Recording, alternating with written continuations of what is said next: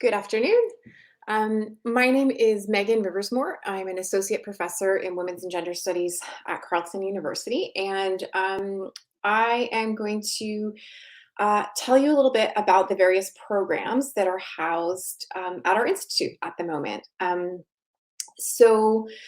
We are in the midst of a name change, which I'm going to talk about in a minute. But at the moment, our institute houses multiple programs. So we have women's and gender studies, we have critical race studies, disability studies, and sexuality studies. And so I'm going to talk about a little bit about all of those today, and the various ways that you can engage with those different programs through our institute.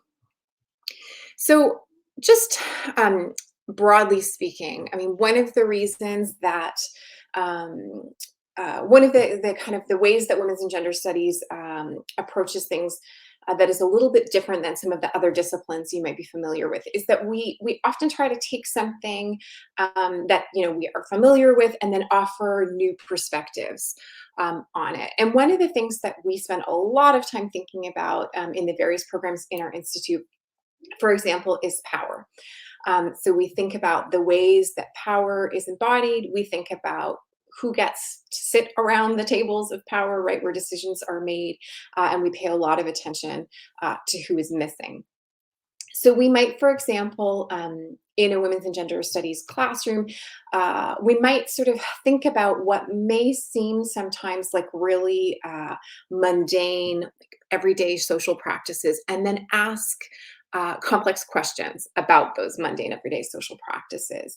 And one example you can see in this slide here is we might think about the kinds of gendered ideologies, for example, that are being communicated in ads like this one. So you mean a woman can open it, right? In this ad for a bottle of ketchup. We might look at ads like these, which are both, these are both obviously Oreo cookie ads, but from different time periods. We might ask questions, for example, about, what kinds of stories of friendship are being told in these ads, what kind of stories are being told about families. What do these ads tell us about representations of gender, representations of race, representations of social class? And then how can we think about how these ads have changed over time, right? What does studying an ad for the same product over, a 30 or 40-year span, what does that reflect about our changing culture? So here's another interesting example. So we do a lot of talking about activism in women's and gender studies classrooms, and this is something that we might talk about in the context of our activism class, right? So is this, for example, this inclusion of queer sexuality? These are all the ways that different corporations added rainbows to their logos, right? In the context of Pride. So, is this something that we should be celebrating? Is this something that as students of gender studies, of sexuality studies, that we should be critiquing? How have advertisers started to expand and pay attention to diversity and inclusion? And then why does that matter? Or does it not matter? Or, does it matter some of the time? So these are the kinds of questions that we're interested in asking. So we are working from a feminist perspective. We absolutely celebrate feminism. Our focus is on diversity and inclusion, but we also ask questions about feminism itself. So we might look at, mainstream feminism and ask questions about who is being represented. We might look at the history of feminism and think about who it has failed to include. One interesting conversation that's come up in our classrooms recently was, how it is that feminists respond to in moments of war, for example. So we might look at the ways that the Feminist Majority Foundation in the United States supported the invasion of Afghanistan, right? And then get into some of the complexities of the role of feminism in the world more broadly. So the first option that you have through our institute would be to study gender studies. So we actually made a really major sort of curriculum change that came into place in 2021, so this past fall. So this year is the first year that we've had students going through our program with this new curriculum change. And what the curriculum change really involved was an integration of requirements for both our major in gender studies and all of the minors that we offer, which which I mentioned at the beginning, I'll mention again, sexuality studies, disability studies, critical race studies, right? Part of what we were trying to do was make sure that our curriculum reflected the interconnection between those fields. So now, if you were a student of gender studies, you must take a course during your degree in critical disability studies, in critical race studies, and in sexuality studies in order to complete your gender studies degree. We also came up with a new name for our introductory course, which is required for the major and all of the minors. It's now called Feminist Social Transformation. And my main piece of advice always for students who have any interest in any of the programs that we house at our institute is to take that introductory course your first year. It is the gateway into our major and also into any of our minors. And it just gives you a really excellent introductory overview to all of the issues that we cover in our institute and the way that they are connected to one another. So in gender studies, one of the advantages to gender studies is that, as I said, we're looking with a feminist lens. We're also asking questions about feminism. It is a deeply interdisciplinary way of studying the world. So, you have professors with a particular interest or specialty in sociology and history and geography and English and political science. You can take courses in all of those disciplines through our institute. We also have been expanding our attention to experiential learning. So I mentioned that there's an activism course that is a requirement for our gender studies major, which involves with a group doing an activist project out in the world. We also have a practicum program, which I actually have a quick video from one of our students. Samantha Sam is a master's student, but the practicum can be taken by undergraduate students or by master's students. And here is Sam talking about her practicum experience. I recommend it. Oops, sorry, that was the end. I'm going to Hey, start. my name is Sam, and I just finished the first year of the Women in Gender Studies MA program at Carleton.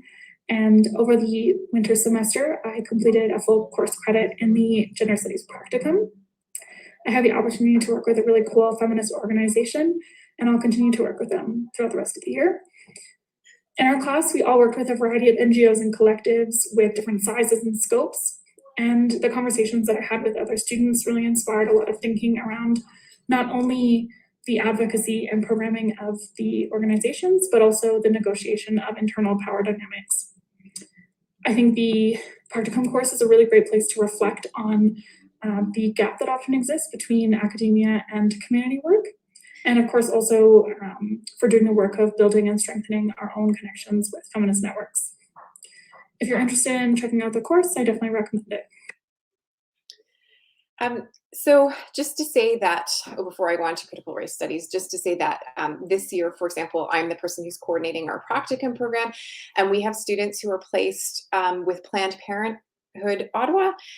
We have students who are placed with the Native Women's Association of Canada, NWAC, and we have students who are placed with Able2, which is an organization that works for the rights of disabled people in Ottawa. So we've got a great group of students who are getting practical sort of workplace experience with different non-governmental organizations in Ottawa. And I really recommend, I'm constantly working to try to get more of our students involved in these opportunities, because they really do give our students who are sort of on their way out of the program, because students typically take the practicum in their fourth year, a chance to practice the skills that they learn in our program, and to think about the ways that they can talk about those skills with potential employers.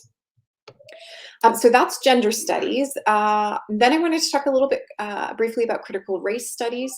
This is our newest minor. It was launched in 2021. Again, it looks at, it studies questions of racialization and institutional racism, again, from an intersectional perspective. So from a perspective that thinks about the ways that race and racism are connected to oppression around gender, around colonialism, around class, around sexuality, around disability. We have some interesting courses on whiteness, on resistance, activism. The program requirements, again, you need to take the Introduction to Feminist Social Transformation. So once again, that's my number one piece of advice, is to absolutely register in the intro course. And then other than that, the required courses are an Intro to Critical Race Studies, which you take in your second year, and then a fourth year sort of advanced seminar in Critical Race Studies. Beyond that, we offer a wide range of courses, both from our institute, and then there are courses that focus on race and racism that are offered across the university that count towards the minor. So again, this commitment to interdisciplinarity means that you can register for the Critical Race Studies minor as long as you meet these program requirements, and you can take courses from many different disciplines across the university. We have a new professor, Manjit Burke, who was hired specifically in order to develop the Critical Race Studies program. And this is a video where she introduces herself and talks a little bit about the program.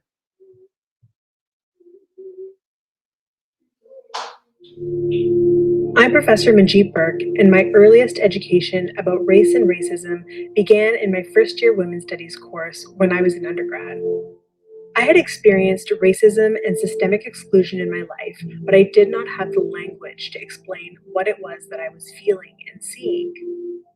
It was in the classroom with critical educators that I first began to understand and was able to put words to the injustices that I was witnessing every day. That was when I became hooked. Once you see and understand systemic injustice, it is impossible to unsee it. As a matter of fact, the more you understand it, the more of it you see. My name is PJ, and I received my undergraduate and master's degrees in Women's and Gender Studies from Carleton University.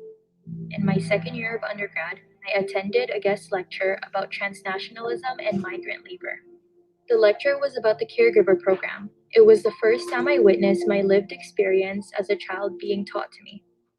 Broadly speaking, the program was a way for Canada to hire cheap and foreign labor to meet shortages in the labor market. Most prominently, the workers were women, specifically Filipino women, just like my mother, who were seeking a better life for themselves and for their kids. But in reality, these women were being abused, were made to work overtime with very little pay, and barely enough benefits to survive. In the classroom, this was both a personal and transformative learning experience for me. It has also shown me the ways in which we can sustain a better future. The Institute has always had a critical race focus woven into its courses and research. As a Filipinx and gender fluid person, this focus on race taught me that I matter, I am seen, and my experiences are valid. Carleton students, who now have an opportunity to take critical race studies as their minor, are incredibly lucky and will gain the knowledge and insight to help build a better future. As a scholar, my work focuses on institutional exclusion, and critical race studies is the perfect home for this. But you can't think about race without also considering how it is informed by other systems of power, like patriarchy. Along with my colleagues at the Institute, we teach students the skills to uncover how multiple and intersecting systems of oppression operate and inform our lives. In Canada's capital city on unceded Algonquin and Anishinaabe territories, we are at the foundation of institutional power and at the transformative birthplace from Turtle Island to what we now know as Canada. Here we can think about what it means to talk about race and its intersections on stolen lands, where the policies and decisions that are made govern the entire country. We provide students with an opportunity to have conversations about the institutions that govern our lives, about challenging and dismantling them, and about creating change. Find out more about the newly established minor in critical race studies at Carleton, because now is the time to learn about the problem and how to be part of the solution.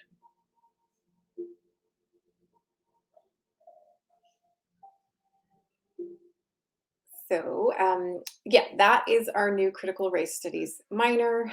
Yeah, Manjit is doing absolutely amazing work. She teaches that the Intro to Critical Race Studies class, and it yeah, anyway, it just keeps growing. It's a popular minor, which is wonderful. Another popular minor we have that has again grown just hugely in recent years is our Critical Disability Studies program.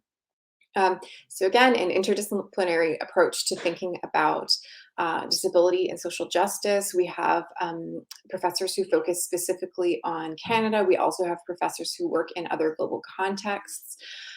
This is, about thinking about disability in historical, cultural, legal, sociological context. There are classes that look specifically at policy, and then also a real focus on disability and activism. Again, we have a new hire in disability studies who started with us last year, Fadi Shanuda. He is doing, again, a really amazing work in critical disability studies. This term, he's teaching our first course in MAD studies. So getting students to think through how it is that we have thought about and understood mental health and mental illness. So that is a great class that he's offering. And then I also, wanted to just show you, just introduce you to another faculty member, Kelly Fritz, who is cross-appointed in the sociology department, but here she's talking about her research in disability studies.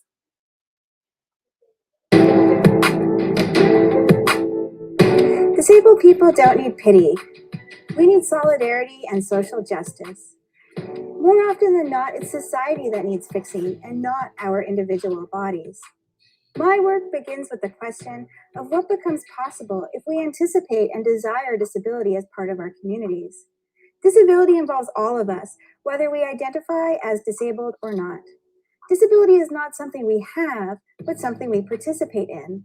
It's not solved through cures or overcome through technological enhancements. We have been here all along, and my work looks at the many ways we've collectively resisted ableist social relations. For example, in some of my work, I showcase ways disabled people hack and tinker with our built environments to create access and share this information with other disabled people. I've also recently co-authored a children's book that is the first ever to explicitly engage young readers about ableism and disability justice. Carleton has a long history of engaging with disability and accessibility. I am proud to build on this history and to mentor and work with disabled students and others who push against ableism and for disability justice.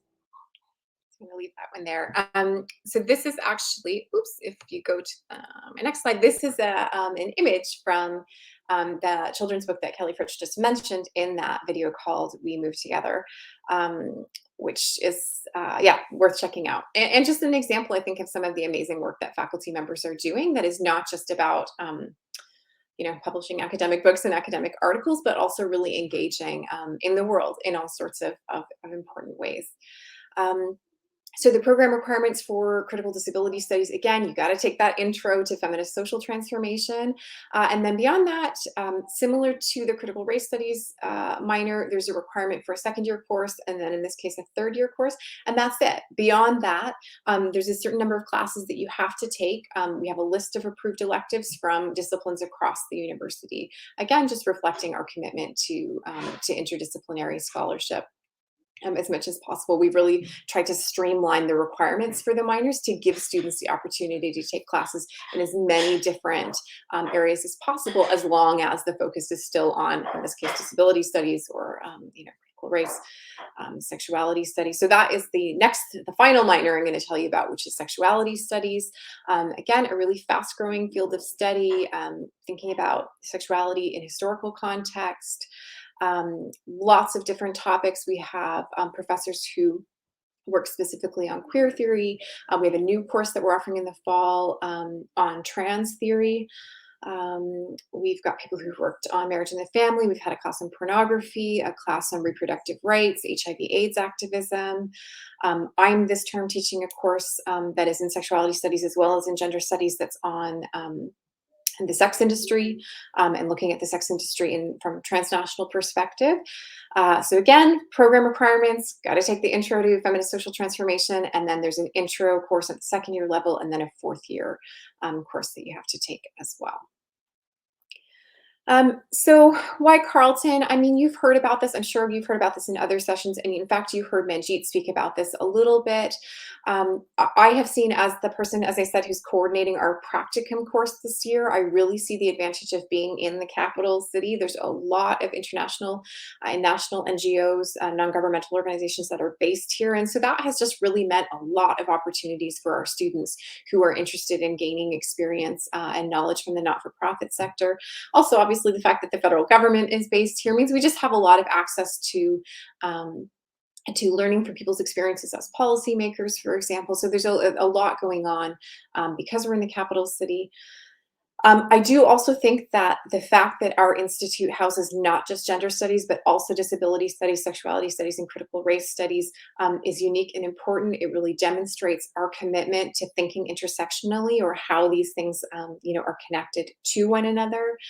Our institute also is really committed to thinking transnationally about these issues. So we have people, again, who do research focused on Canada, but also people who do research in the global south and other places in the global north, and sort of across those spaces.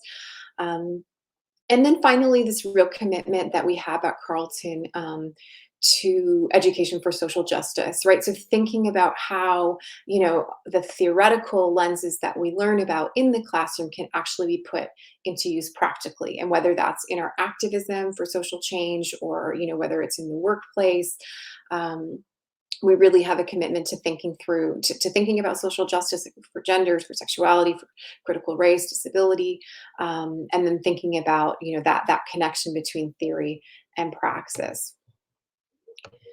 So just to give you a sense of the kinds of research that people in the department are doing, I have a colleague, Katie Bush, who recently published a book on Black masculinities and the way that white artists and activists in the US were appropriating Black masculinities in the 1960s and 1970s. We've got folks doing work on the experiences of Indigenous girls and women in community activist organizations. I mentioned Fadi Shanuda earlier in his work on MAD studies. My colleague Pat Gentile published a book last year about the history of beauty contests in Canada. My colleague Amrita Hari looks at gender and labor in the context of migration. Their colleague Dan Irving, who's on sabbatical this year, is writing a book on the experiences of trans and two-spirited people in employment and unemployment. He's also got this project on Eminem and generally on hip-hop music and youth masculinities. My colleague Twee is looking at disability in the global south, and I'm currently doing work. I've published a book on sex tourism, and I continue to work on sex work. I'm completing a project in the moment on the impact that COVID-19 has had on sex workers across Latin America, and looking at their organizing strategy. So this is just like to give you a quick glimpse of the kinds of areas that those of us who work in the department are interested in researching, and therefore these are the kinds of topics that we're often interested in talking about in the classes that we teach.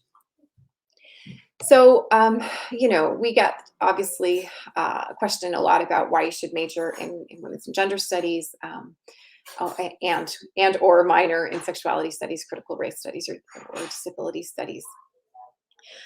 One, I think, key reason is, as I said, the shared commitment to social justice. If I know that most high schools in Ontario, while gender studies is an option in the Ontario curriculum, it seems in the research that I've been doing behind the scenes, there are very few high schools in Ontario that actually offer a class in gender studies, but they do often offer a course in social justice. So I'm hoping that through that course, students will have had sort of a glimpse into some of these key issues.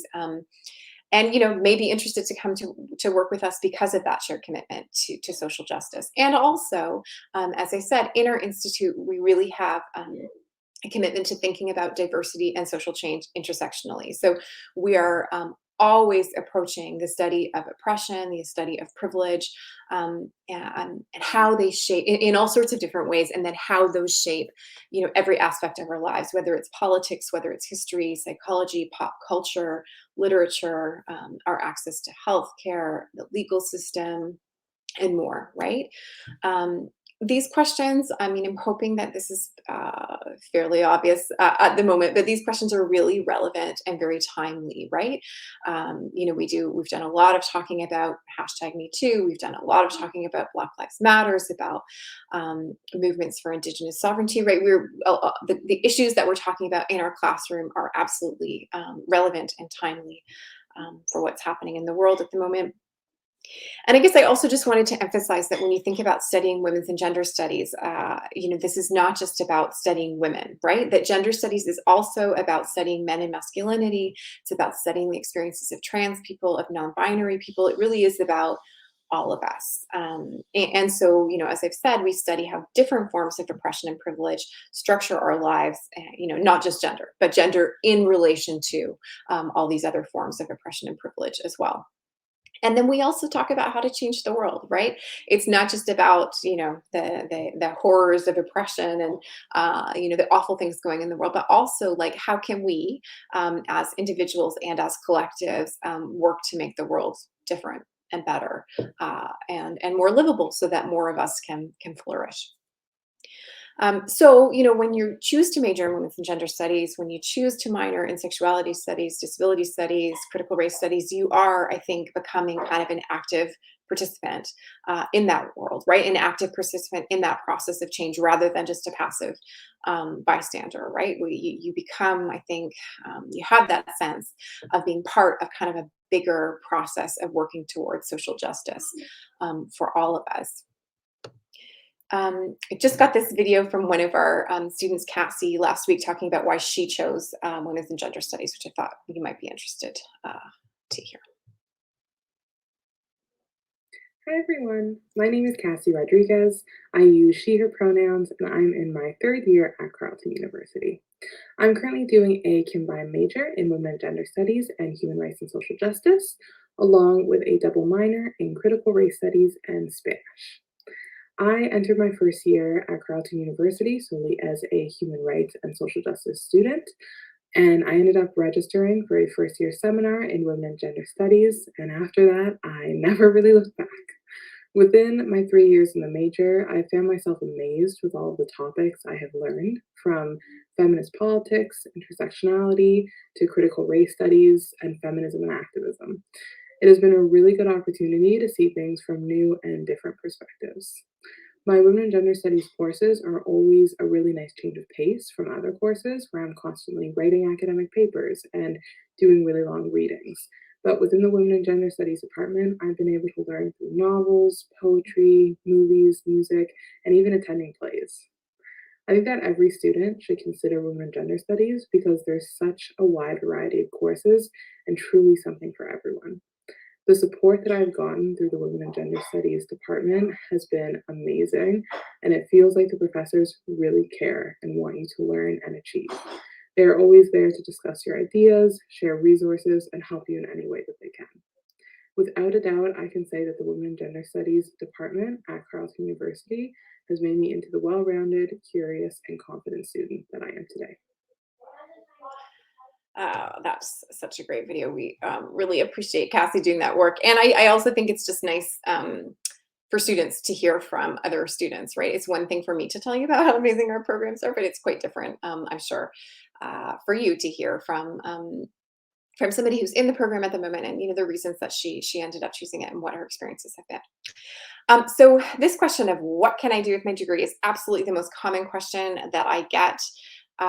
This is the question when we used to be able to do these recruitment events in person.